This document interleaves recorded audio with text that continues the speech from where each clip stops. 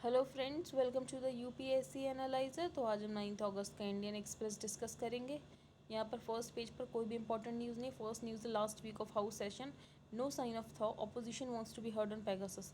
तो वही बेसिकली चल रहा है, जैसे ऑपोजिशन चाहती है कि पेगासस इशू डिस्कस, तो गवर्नमेंट रेडी नहीं है डिस्कस करने के लिए। उसके कारण जो पार्लियामेंट में डिसरप्शंस बने हुए हैं। यहाँ पे after CGI review CBI says 5 held for comments against Andhra जजेस। तो कुछ टाइम पहले अभी सीजीआई ने ये बोला था जो सीबीआई और आईबी जैसी एजेंसीज़ हैं वो जजेस को सिक्योरिटी नहीं प्रोवाइड करवा पाती हैं। जैसे कि अभी धनबाद जज का एलिज्ड मर्डर हो गया, तो इस को रेफ़र करते हुए ऐसा बोला गया था सीजीआई के द्वारा। उसके बाद सीबीआई कुछ एक्शन में आती हुई दिख रही है, जैसे कि उन्होंने 5 लोगों को हेल्ड किया है क्योंकि उन लोगों ने आंध्रा जजेस के खिलाफ कुछ कमेंट्स कर दिए होंगे। तो 2 days after the Supreme Court criticise the CBI and IB for not helping the judiciary at all, जहाँ पे सिक्योरिटी ऑफ जजेस का मैटर आ जाता है। तो यहाँ पर हम देख रहे हैं सीबीआई कुछ एक्शन में दिख रही है। यहाँ पे टोक्यो ओलंपिक्स के बारे में, फिर यहाँ पे कन्फ्लिक्ट ऑफ इंटरेस्ट के बारे में बताया गया। तो कन्फ्लिक्ट ऑफ इंटरेस्ट तो मैं आपको बता ही चुकी हूँ क्या होता है। यहाँ पर है better immune response from mixing Covaxin and Covishield. तो यहाँ पर 18 लोगों पर स्टडी की गई, तो पता चला अगर एक डोज कोवैक्सीन की ले रखी है और एक डोज कोविशील्ड की दे रखी है तो ज़्यादा अच्छा इम्यून रिस्पॉन्स डेवलप हुआ है। ये आईसीएमआर की स्टडी से पता चला है। तो हमारे लिए यूपीएससी के लिए इसमें कुछ भी इंपॉर्टेंट नहीं था। यहाँ पे द सिटी में भी कुछ इंपॉर्टेंट नहीं है। आगे चलते हैं। यहाँ पे दिल्ली गवर्नमेंट की एक स्कीम आई है शेल्टर होम्स के लिए, तो वो देख लेते हैं। तो at noon chief minister Arvind Kejriwal launch the मुख्यमंत्री पोषाहार योजना। मुख्यमंत्री पोषाहार योजना एक शेल्टर होम फीडिंग इनिशिएटिव है। Non profit organisation Akshaya Patra foundation उसके साथ कोलैबोरेशन में है। Food will be permanently served at all 209 shelter homes. तो फूड सर्व किया जाएगा जो भी 209 शेल्टर होम्स है दिल्ली में, जो कि रन किए जाते हैं by the Delhi urban shelter improvement board. The CM said the first duty किसी भी रिस्पॉन्सिबल गवर्नमेंट की होती है वो पुअरेस्ट ऑफ द पुअर के लिए काम करने के लिए होती है। लेकिन गवर्नमेंट इस कॉज को इसलिए सर्व नहीं करते क्योंकि ये लोग उनका वोट बैंक नहीं होते। लेकिन आम आदमी पार्टी सेंसिटिव और रिस्पॉन्सिबल पार्टी है, तो शेल्टर होम्स के लोगों का भी ध्यान रखने वाली है। आगे चलते हैं। यहाँ पे सीजीआई का ये कहना है threat to human rights highest in police station, pointing out that custodial torture and other police atrocities are problems that still prevail in the society. तो सीजीआई ने सबसे पहले ये बात बोली कि जो कस्टोडियल टॉर्चर होता है, जो कस्टडी में कभी पुलिस की कस्टडी में डेथ हो जाती है, जुडिशल कस्टडी में डेथ हो जाती है, इतना ज़्यादा टॉर्चर किया जाता है, तो ये आज तक सोसाइटी में प्रेवलेंट है। साथ ही उन्होंने बताया कि जब इंसान पुलिस कस्टडी में होता है तो सबसे ज़्यादा उसकी बॉडली इंटेग्रिटी को थ्रेट होती है, उसकी ह्यूमन राइट्स को थ्रेट होती है। साथ ही सीजीआई ने फ्लैग के इश्यूज़ जो कि ह्यूमन राइट्स और डिग्निटी से रिलेटेड है, उन्होंने बोला ह्यूमन राइट्स और डिग्निटी सेक्रोसेंट है, मतलब इनके साथ तो किसी तरीके का खिलवाड़ नहीं किया जा सकता है। जो थ्रेट ह्यूमन राइट्स और बॉडली इंटेग्रिटी वो सबसे ज़्यादा हाईएस्ट पुलिस स्टेशन में। कस्टोडियल टॉर्चर और पुलिस एट्रॉसिटीज़ बहुत ही ज़्यादा प्रॉब्लम हैं, जो कि बहुत ही ज़्यादा प्रेवलेंट दिख रही हैं सोसाइटी में। कॉन्स्टिट्यूशनल डिक्लेरेशंस है, गारंटीज़ हैं, यहाँ तक कि जैसे कि फ्री लीगल एड प्रोवाइड करने की बात की गई। उसके बाद भी हम देखते हैं पुलिस स्टेशन में लोगों के पास इफेक्टिव लीगल रिप्रेजेंटेशन नहीं होता है, और इसी कारण जो लोग अरेस्टेड या डिटेंड होते हैं उनके लिए ये बहुत ही डिट्रीमेंट साबित होता है, बहुत ही हार्मफुल साबित होता है। इंडिया वो कंट्री जहाँ पे जो प्रिविलेज नहीं उनको तक स्पेयर नहीं किया जाता थर्ड डिग्री ट्रीटमेंट। यहाँ तक कि यहाँ पर जो प्रिविलेज सोसाइटी है, प्रिविलेज सोसाइटी से जो लोग आते हैं उन्हें भी थर्ड डिग्री टॉर्चर का सामना करना पड़ता है अगर वो भी जेल जाते हैं तो। To kept police excesses in check, तो इसका सोल्यूशन क्या, अगर पुलिस एक्सेसेस ये जो करती है, पुलिस इतनी ज़्यादा कस्टोडियल टॉर्चर करती है तो इससे निपटा कैसे जा सकता है। तो सबसे पहले लोगों को इन्फॉर्मेशन प्रोवाइड करना, अवेयरनेस प्रोवाइड करना कि कॉन्स्टिट्यूशन में उनके क्या क्या राइट्स हैं। तो dissemination of information about the constitutional right to legal aid. तो कॉन्स्टिट्यूशन में जो राइट है कि सबको लीगल एड प्रोवाइड होगा, तो वो राइट के बारे में लोगों को बताना। साथ ही free legal aid services provide करना बहुत ज़रूरी है। The installation of display boards and outdoor hoardings in every police station present is a step in the direction. इसके अलावा सेंसिटाइजेशन ऑफ पुलिस ऑफिसर्स की बहुत ज़रूरत है। पुलिस ऑफिसर्स को सेंसिटाइज करो। फिर ऑथर ने बताया है कि प्री इंडिपेंडेंस डे में क्या होता था, जो लीगल ल्यूमिनरीज होते थे वो प्रो बोनो सर्विसेज ऑफर करते थे फ्रीडम फाइटर्स को। अगर कोई भी फ्रीडम फाइटर कॉलोनियल रूलर्स द्वारा टारगेट किया जाता था तो जो उस टाइम के लीगल ल्यूमिनरीज थे वो उनको प्री बोनो सर्विसेज देते थे। तो ये स्पिरिट कॉन्स्टिट्यूशन में भी दिखाई दी क्योंकि यही same legal luminaries constituent assembly के मेंबर्स भी थे। तो stressing the need to work on the access to justice for all, तो यहाँ पर सीजीआई ने बोला एक्सेस टू जस्टिस की ज़रूरत है सबके लिए। फिर ये बात उस बात पर डिपेंड नहीं करती कि उस इंसान का सोशियो इकोनॉमिक स्टेटस क्या है। हम तभी एक सोसाइटी रहेंगे, अच्छी सोसाइटी रहेंगे, अगर हमारी सोसाइटी रूल ऑफ लॉ के द्वारा गवर्न हो रही है।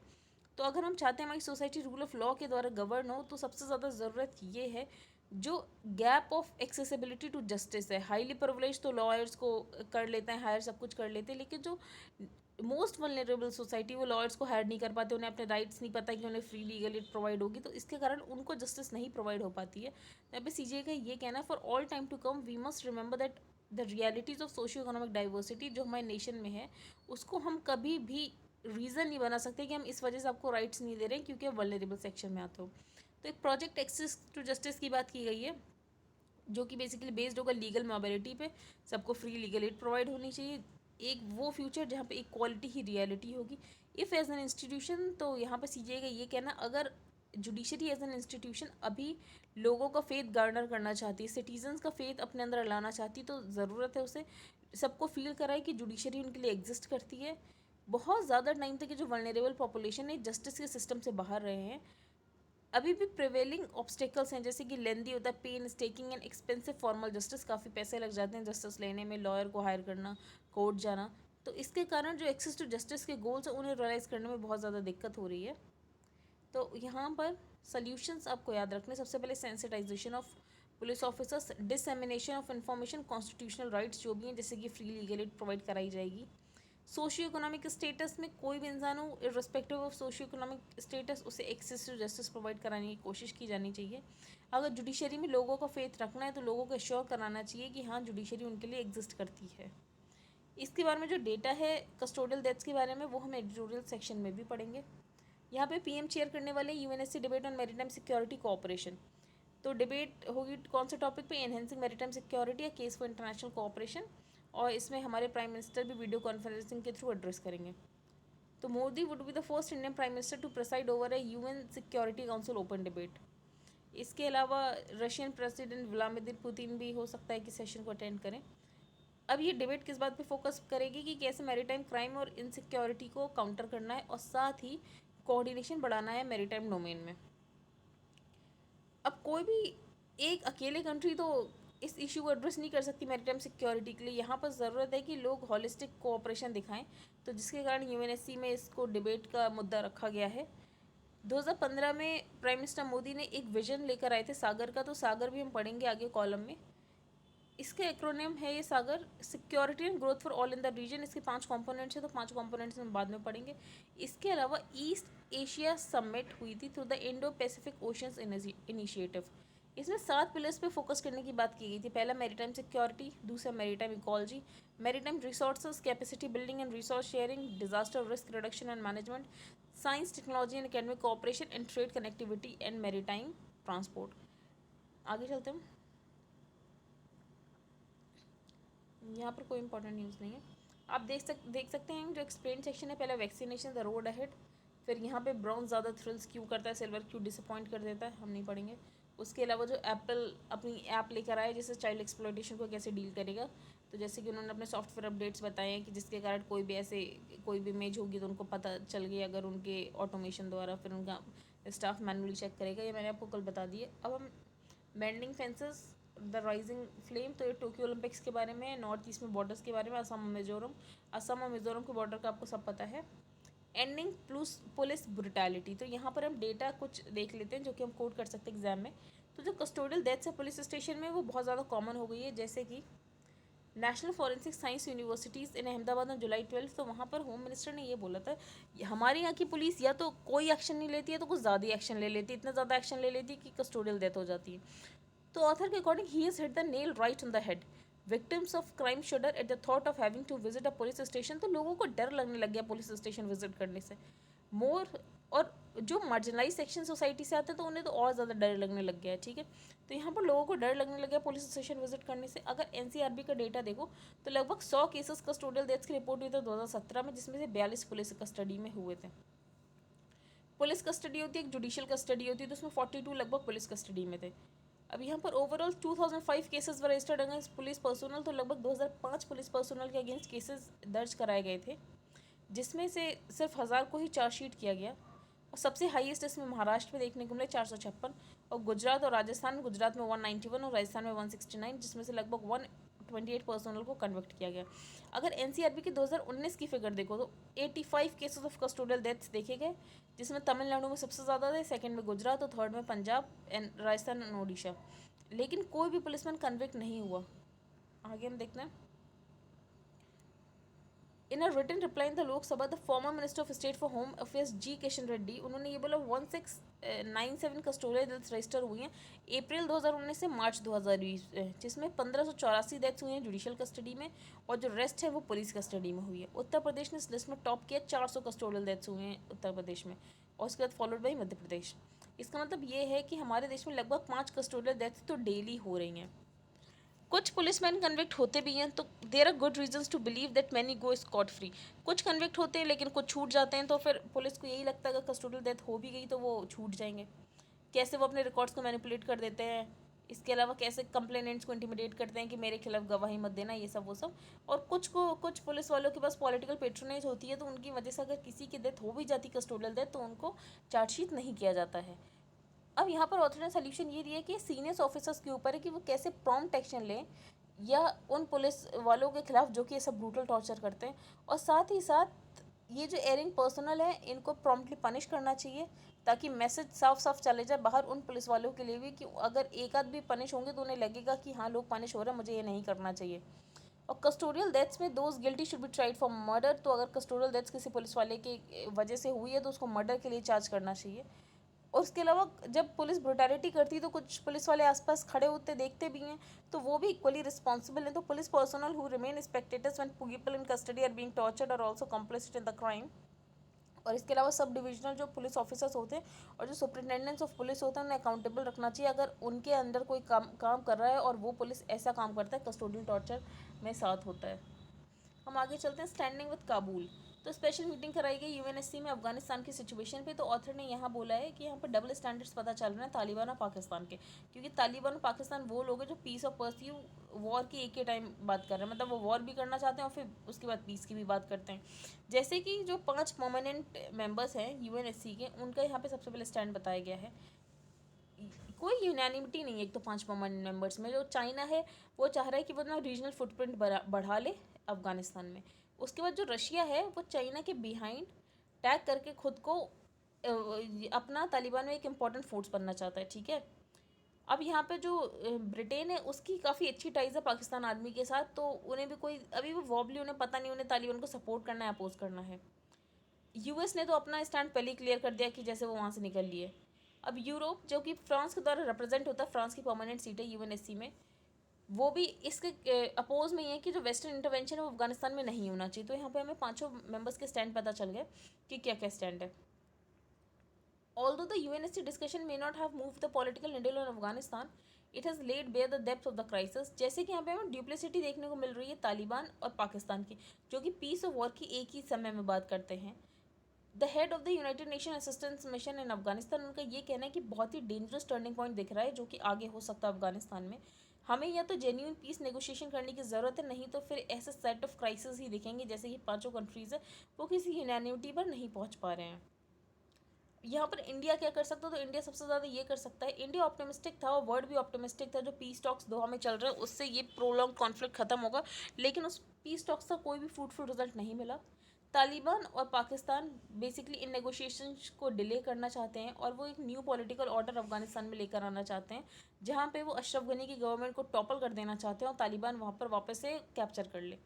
इंडिया को कंटिन्यू करना चाहिए कि वो अफगानिस्तान के लोगों के साथ खड़ा रहे, उनका जो सपना है कि पीसफुल फ्यूचर हो उसके साथ खड़ा रहे। Delhi must continue to mobilise international opinion in all global forums, तो इंडिया कोशिश करे कि सारे ग्लोबल फोरम्स की इंटरनेशनल ओपिनियन को मोबिलाइज करने की कोशिश करे और अपने क्लोज पार्टनर्स के साथ काम करे कि पाकिस्तान पे कैसे प्रेशर माउंट हो और तालिबान को रोका जा सके फाइटिंग करने के लिए और एक पीस की बातें शुरू हो जाए काबुल के लिए। अब इंजीनियरिंग अ क्राइसिस, तो ये आर्टिकल काफ़ी अच्छा है कि इंजीनियरिंग कैसे क्राइसिस बन गई है। यहाँ पे बेसिकली ऑथर ने ये बात भी बोली है इस आर्टिकल में, जो रीजनल लैंग्वेजेस में इंजीनियरिंग को पढ़ाने की बात की जा रही है उसे एक बार फिर से सोचने की ज़रूरत है। तो अगर आप द हिंदू पढ़ते हैं तो द हिंदू में 3 या 4 दिन पहले एक आर्टिकल आया था वेंकैया नायडू जी द्वारा, वाइस प्रेसिडेंट जो है हमारे, कि कैसे रीजनल लैंग्वेज को प्रमोट करने से इंजीनियरिंग में कितना फ़ायदा हो सकता है। तो वहाँ से आप उसके सारे एडवांटेजेस नोट कर सकते हैं, यहाँ से आपको 1-2 डिसएडवांटेज मिल सकता है। तो हर चीज़ के प्रॉस कॉन्स दोनों होते हैं, तो प्रोज आप वहाँ से नोट कर सकते हैं। इंजीनियरिंग एक अप्लाइड साइंस है, therefore its pursuit preconditions of sound knowledge of its civil. तो सबसे पहले इंजीनियरिंग का जो कॉमन बेस है वो ये होता है कि it is rooted in materials, applied physics and thermodynamics. तो a common thread that bound these specialisation, इसका ज़रूरत ये है कोई भी इंजीनियरिंग कोर्स हो उसमें मटीरियल ज़रूरत है, अप्लाइड फिजिक्स होनी चाहिए, थर्मोडाइनमिक्स होनी चाहिए। अभी AICTE का ये भी एक प्रपोजल आया था कि जो फिजिक्स और मैथ्स हैं उनको कंपलसरी नहीं होगा सारे इंजीनियरिंग कोर्सेज करने के लिए, कुछ कोर्सेज में इनको वेव ऑफ भी किया जा सकता है। अब सबसे पहले ऑथर ने ये बोला कि प्राइवेट एंटरप्रेन्योर्स कब ऐड हुए टेक्निकल एजुकेशन में, क्योंकि सबसे पहले इतनी ज़्यादा इंजीनियरिंग कॉलेजेस नहीं थे, इंजीनियरिंग के कॉलेजेस 80s 90s और 2000s में आए हैं। तो private entrepreneurs took the lead to meet the growing demand of the country in technical education in the mid 80s। तो मिड 80s में उन्हें लगा कि टेक्निकल एजुकेशन में हमें आना चाहिए। तो as a result the faculty of these institutions drove the agenda of the management. तो यहाँ पर जब ये लोग आए, जब प्राइवेट सेक्टर आया टेक्नोलॉजी में, इंजीनियरिंग में, तो उनका एजेंडा बेसिकली मैनेजमेंट था। तो जब मैनेजमेंट एजेंडा आ जाता है एकेडमिक बॉडीज़ में तो कैजुअलिटी तो होनी है, ठीक है। तो यहाँ पर हमें कैजुअलिटी देखने को मिली कि कैसे स्टैंडर्ड्स डाइल्यूट हो गए इंजीनियरिंग के। At its peak in 2014-15 AICTE ने लगभग 35 लाख सीट्स को अप्रूव कर रखा है इंजीनियरिंग में, ठीक है। अब AICTE को लगा कि एम्प्लॉयमेंट अपॉर्चुनिटीज़ होंगी, तो ये सोच के उन्होंने 35 लाख सीट्स को कर दिया। लेकिन दिसंबर 2017 के डेटा से ये पता चलता है कि लगभग 51% सीट्स या 15.5 लाख सीट्स जो कि अंडर ग्रेजुएट इंजीनियरिंग कॉलेज में है, वहाँ पर किसी ने भी एडमिशन नहीं लिया। अब ये क्यों हो सकता है, क्यों बच्चे नहीं ले रहे एडमिशन अगर इतनी सीट्स? तो वो इस वजह से नहीं ले रहे हैं क्योंकि रेगुलेटरी गैप्स है, पुअर इंफ्रास्ट्रक्चर है, लैक ऑफ क्वालिफाइड फैकल्टी, और साथ ही जो इंडस्ट्री लिंकेज है वो है नहीं। बच्चे इंजीनियरिंग तो कर लेते हैं लेकिन उसके बाद उन्हें जॉब्स नहीं प्रोवाइड हो पाती हैं। 2015 और 16 से देखें तो at least 50 colleges have closed each year in this year. तो लगभग हर साल 50 कॉलेज बंद हो रहे हैं। AICTE ने इस साल तो 63 इंस्टीट्यूट्स को बंद करने की बात की है, लेकिन तब भी 54 न्यू कॉलेजेस इस बार आए भी हैं बैकवर्ड डिस्ट्रिक्ट्स में। तो सबसे इंपॉर्टेंट ये है जो AICTE है वो इस बात का अंदाज़ा नहीं लगा पाती है कि किस सेक्टर में जॉब आने वाली है, और कोई भी इंडस्ट्री बॉडी जैसे कि CII, FICCI, ASSOCHAM वो AICTE को इन्फॉर्म भी नहीं करती कि किस सेक्टर में जॉब ज़्यादा आने वाली। फॉर एग्जाम्पल पहले कहाँ जॉब आती थी, पहले IT कंप्यूटर साइंस कोर्सेज में जॉब आती थी, लेकिन अब का जो सेक्टर है वो बिल्कुल ऑटोमेटेड हो गया है। अब RPA, इसके अलावा artificial intelligence, machine learning, internet of things का ज़माना है, तो सारी चीज़ें कंप्लीट ऑटोमेशन की तरफ जा रही हैं। तो काफ़ी जॉब्स तो अपने आप ही डिसअपियर हो जाएंगी। तो lack of adequate number of teachers, इसके अलावा जो कॉलेजेस हैं वहाँ पे टीचर्स नहीं है, इसके अलावा लैक ऑफ क्वालिटी है, मैनेजमेंट नहीं है जो कि एडिक्वेट इन्वेस्टमेंट कर सके, डायनेमिक एनवायरनमेंट प्रोवाइड कर सकते, एम्प्लॉयमेंट अपॉर्चुनिटीज़ नहीं है, जो स्किल्स होनी चाहिए जॉब मार्केट के लिए। जब बच्चे इंजीनियरिंग कॉलेज से निकलते हैं तो उनके पास वो पर्टिकुलर स्किल्स होती ही नहीं है कि वो जॉब मिल सके उन्हें। ऑथर ने बोला जो हमारी पॉलिसी होनी चाहिए वो रिएक्टिव नहीं होनी चाहिए, हमारे इंस्टीट्यूशंस प्रोएक्टिव होने चाहिए किसी भी एलिमेंट ऑफ एजुकेशन में किसी भी प्रैक्टिस को इंट्रोड्यूस करने के लिए। जैसे कि हम देख रहे हैं कि जो अभी हमें मेजर्स लेने की ज़रूरत है अपने एजुकेशनल इंस्टीट्यूशंस में, वो ज़रूरत ये है कि टेक्नोलॉजी इंटेंसिव बनाने की, एक्सपीरियंशियल बनाने की, और साथ ही इन्वेस्टमेंट करने की ज़रूरत है टीचिंग में। Colleges are unwilling or not in a position to make those investment resulting in serious decline in quality। लेकिन कॉलेजेस ये सारे इंटरवेंशन करना नहीं चाहते हैं, वो इन्वेंशन नहीं करना चाहते, वो टेक्नोलॉजी इंटेंसिव में पैसा नहीं लगाना चाहते हैं, जिसके कारण हम देख रहे हैं जो इंजीनियरिंग इंस्टीट्यूशंस हैं उनकी क्वालिटी डिक्लाइन होती जा रही है। जैसे कि अभी कुछ एक्सपेरिमेंट्स किए जाने की बात की गई थी। सबसे पहले टोटल क्रेडिट्स को रिड्यूस करने की बात की गई, मल्टीपल चॉइस एग्जामिनेशन होगा इंजीनियरिंग में, मैथमेटिक्स और फिजिक्स अब इंपॉर्टेंट नहीं होंगे क्वालिफिकेशन लेवल पे, लोकल लैंग्वेजेस में भी पढ़ाने की बात की जाएगी। और फिर ने बोला ये सारे आर्ग्यूमेंट्स ठीक हैं, लेकिन सबसे पहले हमें इसकी यूटिलिटी और इसके इफेक्ट देख लेने चाहिए लॉन्ग रन में क्या होने वाले हैं। जब तक हमारे पास ऐसा कोई एक्सपेरिमेंट नहीं है कि हम इसके लॉन्ग रन में इफेक्ट देख पाएँ, तब तक हमें ऐसी चीज़ इंप्लीमेंट करने की ज़रूरत नहीं है। तो नेशनल प्राइड ज़रूरी है, नेशनल प्राइड नॉन नेगोशिएबल है, लेकिन उसके बाद आप मराठी तमिल में पढ़ाकर आप ये सोच रहे हो कि आप एम्प्लॉयमेंट अपॉर्चुनिटीज़ बढ़ा दोगे। तो इस देर नेशनल रिपोर्ट, तो अभी इसके बारे में कोई नेशनल रिपोर्ट अवेलेबल नहीं है कि आप रीजनल लैंग्वेजों में पढ़ाओ तो उसके कारण ज़्यादा फ़ायदा होने वाला है। तो अल्टीमेट ये बात है जो एजुकेशन है वो एक लार्जर शिफ्ट की तरफ देख रहा है, क्योंकि ग्रोइंग और यंग पॉपुलेशन बहुत ज़्यादा बढ़ रही है, डेमोग्राफिक डिविडेंड बहुत ज़्यादा बढ़ रहा है, तो exponentially increasing cost of education लगातार बढ़ रही है, जिसके कारण जो क्वालिटी है क्वालिटी वो नहीं मिल पा रही। तो क्वालिटी के लिए यहाँ पे ज़रूरत है इन्वेस्टमेंट करने के लिए। हम आगे चलते हैं। यहाँ पर इंडियन ओशन, तो अभी सारे पॉइंट्स नोट कर सकते हैं। इंडियन ओशन में सिक्योरिंग द इंडियन ओशन, तो सबसे पहले इंडिया एक ऊपर डिबेट कर रहा है जिसमें इंडिया ही प्रेसाइड करेगा UNSC में, जैसा कि मैंने आपको बताया प्राइम मिनिस्टर नरेंद्र मोदी इसमें प्रेसाइड करेंगे। अब इंडिया का इंटरनेशनल इवोल्यूशन हुआ कैसे एज अ मैरीटाइम नेशन? तो सबसे पहले ऑब्जेक्टिव है जो डिबेट का वो ये है कि इंटरनेशनल मैरीटाइम कोऑपरेशन करना है, ताकि नेचुरल और मैनमेड थ्रेट से बचा जा सके, जो कि मैरीटाइम सिक्योरिटी के लिए एक खतरा है। 2004 की सुनामी आई तो उसके कारण बहुत ही ज़्यादा ह्यूमन और नेचुरल रिसोर्सेज पर फ़र्क पड़ा। उसके बाद Indian ocean tsunami warning wing बनाई गई। इसके अलावा मिटिगेशन सिस्टम बनाया गया यूएन इन 2005, ताकि कोई भी ऐसा डिवेस्टेशन आने वाला हो तो उससे कुछ समय पहले पता चल जाए, ताकि लोग अपने आप को प्रिपेयर कर सकें। फिर पायरेसी से लड़ने के लिए यूएनएससी ने एक 60 कंट्री कॉन्टैक्ट ग्रुप बनाया, piracy of the coast of Somalia, क्योंकि सोमालिया में बहुत ज़्यादा पायरेसी देखने को मिली। इंडिया की लगभग 7500 किलोमीटर कोस्ट लाइन है, तो इंडिया का नेचुरल इंटरेस्ट है कि वो कैसे मैरीटाइम सिक्योरिटी को अच्छा करे। जो इंडियन ओशियन है, लगभग 75% वर्ल्ड का मैरीटाइम ट्रेड इंडियन ओशियन से गुजरता है। 50% डेली ग्लोबल ऑयल कंजम्पशन होता है। इंडिया ने एक सागर इनिशिएटिव लेकर आए थे 2015 में। तो सागर इनिशिएटिव के जो 5 पिलर्स है वो हम देख लेते हैं। पहला, इंडिया बोल रहा था कि वो नेट सिक्योरिटी प्रोवाइडर बनेगा in the Indian ocean region. दूसरा, एक्टिव एंगेजमेंट होगा जो भी फ्रेंडली कंट्रीज़ हैं। इंडिया साथ ही साथ मैरीटाइम सिक्योरिटी जो कैपेसिटीज़ हैं और जो इकोनॉमिक रेजिलियंस है इन सारी कंट्रीज़ को, उसको एनहेंस करने की कोशिश करेगा। एक इंटीग्रेटेड और कोऑपरेटिव फोकस रखेगा, और साथ ही जो भी लोग इस रीजन में रह रहे हैं उनका सबसे ज़्यादा मेन इंपॉर्टेंट रोल होगा। तो 5, the primary responsibility for peace, stability and prosperity in the IUR would be on those who live in this region. तो यहाँ पर 5 आपको चीज़ें पता चलेगी सागर की। तो सागर के 5 इनिशिएटिव है security and growth for the region. पहला, इंडिया नेट सिक्योरिटी प्रोवाइडर होगा। दूसरा, फ्रेंडली कंट्रीज़ के साथ इंगेज करेगा। तीसरा, एक नेटवर्क बनाएगा ताकि पीस और सिक्योरिटी मेंटेन रहे। चौथा, कोऑपरेटिव फोकस रखेगा। और पांचवा, जो यहाँ पर रीजन में रह रहे हैं उनकी रिस्पॉन्सिबिलिटी पीस स्टेबिलिटी की। उसके बाद एक यूएन क्लॉज, तो आपको यूएन क्लॉज तो पता ही होगा, UN convention of the law of the seize.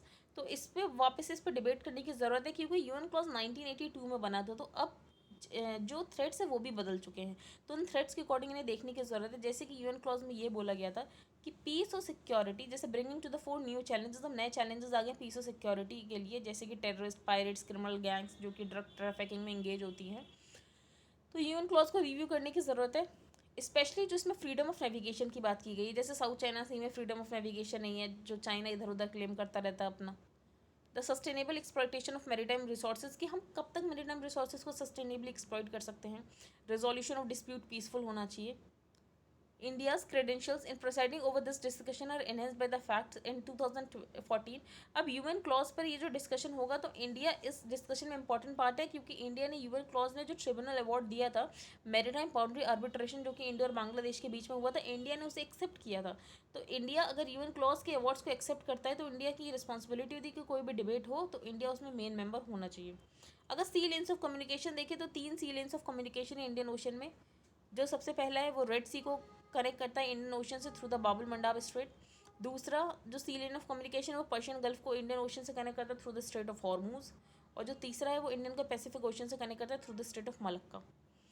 इसके अलावा sharing data on threats to commercial shipping is an important component of enhancing maritime security. तो कोई भी कमर्शियल शिपिंग में कुछ भी इधर उधर कमर्शियल शिपिंग जा रहे हैं तो उसका डेटा शेयर होना चाहिए, ताकि मैरीटाइम सिक्योरिटी में जो भी खतरा हो उसके बारे में पता हो।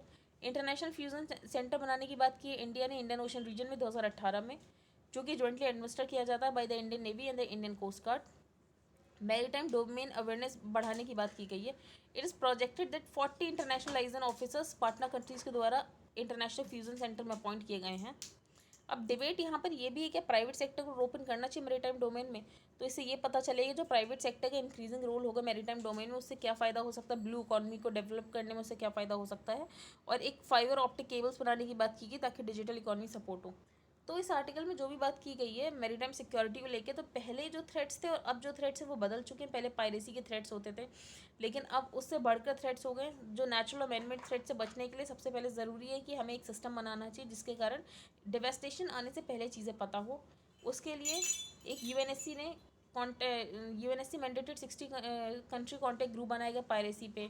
उसके बाद सी लेन्स ऑफ कम्युनिकेशन को देखने की ज़रूरत है। साथ ही जो सागर इनिशिएटिव है, आप इस आर्टिकल में सागर इनिशिएटिव याद कर सकते हैं, उसके 5 कंपोनेंट्स याद कर सकते हैं। साथ ही इंटरनेशनल फ्यूजन सेंटर आपको पता होना चाहिए, सी लेन्स ऑफ कम्युनिकेशन पता होना चाहिए, यूएन क्लॉज पता होना चाहिए। तो ये 4 पॉइंट लिख लो आप, सी लेन्स ऑफ कम्युनिकेशन, इसके अलावा जो सागर की इनिशिएटिव है वो सब, और यूएन क्लॉज। हम आगे चलते हैं इंटरनेशनल फ्यूजन सेंटर। ये मैं आपको बता चुकी हूँ कि जो रेट्रोस्पेक्टिव टैक्स है 2012 वाला, तो अब उसमें कुछ अमेंडमेंट्स किए जा रहे हैं और जो रेट्रोस्पेक्टिव टैक्स वाला रूल है उसे हटाया जा रहा है। Government recent move to bury the controversial policy of retrospective taxation. तो उससे कंपनीज को एक रिलीफ मिलेगा, क्योंकि जो लॉज थे वो बहुत एम्बिगुअस थे। अब क्लियर लॉज होंगे तो इन्वेस्टमेंट भी बढ़ने की उम्मीद है। गवर्नमेंट ने प्रपोज किए अमेंडमेंट्स इनकम टैक्स एक्ट और फाइनेंस एक्ट 2012 में कि अब कोई भी टैक्स डिमांड रेज नहीं की जाएगी अगर कोई भी ट्रांजैक्शन मई 28 2012 से पहले हुआ है, कोई भी इनडायरेक्ट ट्रांसफर किए गए हैं इंडियन एसेट्स के, और वो ट्रांजैक्शन 28 मई 2012 से हुआ है। तो जो वोडाफोन का केस है, जो केन एनर्जी का केस है, वो बेसिकली ये रेट्रोस्पेक्टिव टैक्स केस ही था। Section 9(1) clause 1 of the income tax act वो ये स्टेट करता है कि कोई भी इनकम अराइज हो रही है इंडिया के बाहर लेकिन उसका बिजनेस कनेक्शन इंडिया में है, इज़ डीम टू अक्रू और अराइज इन इंडिया, तो उसमें इंडिया में भी वो इनकम टैक्स होगी। तो इसी के कारण ये 2012 से बेसिकली इसको रेट्रोस्पेक्टिव में ले आए थे, पीछे की डेट से ले आए थे और उसके कारण जो लॉस थे वो बहुत एम्बिगुअस हो गए थे। आगे चलते हैं। यहाँ पे कुछ लोकेशन पता होनी चाहिए। तो कुंदूज इन नॉर्दर्न अफगानिस्तान, तो कुंदूज के अलावा ये जो कुंदूज है बॉर्डर के पास ही तजाकिस्तान से। शहबरगान जो कि कैपिटल है जोवजान प्रोविंस की। जरांस जो कि कैपिटल है निमरूज प्रोविंस की on the Afghanistan Iran border, और कुंदूज अब कोलैप्स कर रहा है। तो आई होप आपको आज का न्यूज़ पर समझ आया। If you like the video then please like share and subscribe. Thank you and have a nice day.